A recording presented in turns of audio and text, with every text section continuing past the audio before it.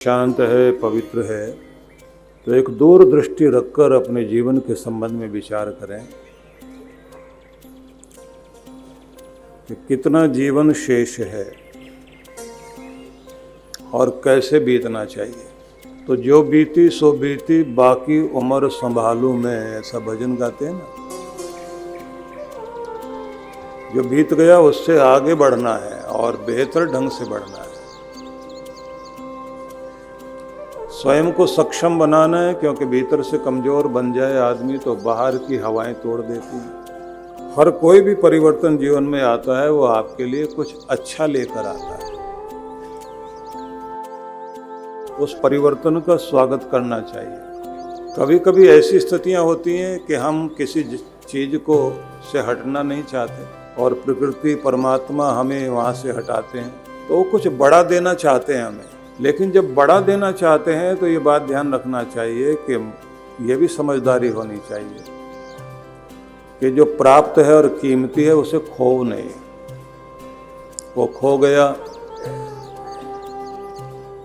तो उसके बाद जिंदगी भर आदमी पछतावा करता है कि अगर हम उस समय का थोड़ा गुस्सा संभाल लेते, अपनी मूर्खताएं संभाल लेते,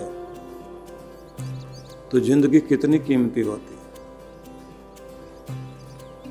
कहते हैं कि कुछ चीज़ें अपनी जगह लगी भी बहुत अच्छी लगती हैं, अगर वहाँ से हट जाएं तो फिर उनकी कोई वैल्यू नहीं रहती। ये नाखून, ये दांत, ये बाल,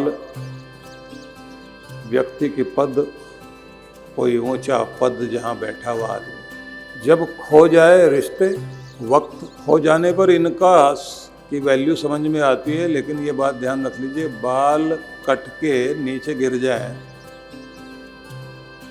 तो आप संभाल के रखते हो क्या उनको? नाखून काट के आप नीचे गिरा दें, संभाल के रखते हो? रिजर्व बैंक में जमा करते हो?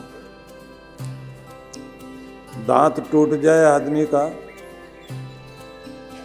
आप संभाल के ड्राइंग रूम में लगाते हैं, ये मेरा दांत था। जब अपनी जगह लगा हुआ है तो वो आपकी मुस्कान के साथ शोभा बना हुआ है। बाल सिर पर लगे हुए हैं तो वहाँ वो शोभा बने हुए हैं, कट गए तो फिर उनकी कोई शोभा नहीं। नाखून कट गए तो कोई शोभा नहीं। जिस खानदान से गौरव और गरिमा से आप जुड़े हुए थे तो वहाँ वैल्यू है। आप हो बैठोगे तो फिर क्या रह जाएगा?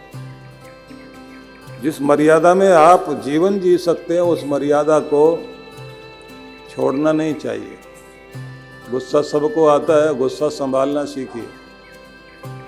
अपनी कीमती चीज को खोइए नहीं। हो बैठोगे जिंदगी हिल जाएगी आप। लेकिन जब भगवान कुछ अच्छे परिवर्तन देते हैं, उन परिवर्तनों से लाभ लेना चाहिए,